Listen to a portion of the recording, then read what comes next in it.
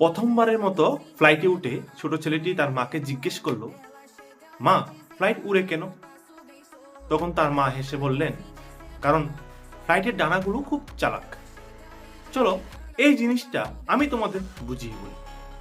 ফ্লাইটের ডানার এই অ্যারোডাইনামিক শেপের জন্য, অর্থাৎ ডানার উপরের জায়গাটা কিছুটা কার্ভ থাকে আর নিচের জায়গাটা এটার মতো করে স্ট্রেট থাকে। এই জন্য এই সামনের দিক থেকে আসা এয়ারগুলো যদি ঠিক একই সময়ে এই পাশে আসতে হয়, তাহলে উপরের দিক থেকে যে এয়ারগুলি আসবে, ওই এয়ারগুলো ভেলোসিটি তুলনামূলক ভাবে নিচের দিক থেকে বেশি হতে হবে, কারণ ডিস্টেন্সটা বেশি। আর যদি ভেলোসিটির মান বেশি হয়, তাহলে প্রেসারের মান হবে কম, বার্নৌলির উপপাদ্য অনুসারে। এই জন্য ফ্লাইটের ডানার নিচের অংশের প্রেসারের মান যদি P2 হয় আর উপরের অংশের প্রেসারের মান যদি P1 হয়, তাহলে P2 এর মান P1 থেকে বেশি হবে।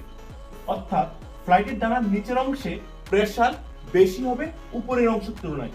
এই জন্য এখানে একটা প্রেসার ডিফারেন্স ক্রিয়েট হবে, আর এই প্রেসার ডিফারেন্সটার জন্যই ফ্লাইট উপরের দিকে ইজিলি লিফট হতে পারে। তাহলে কি বুঝলাম? বইয়ের বার্নৌলি আজ সত্যি সত্যি আকাশে।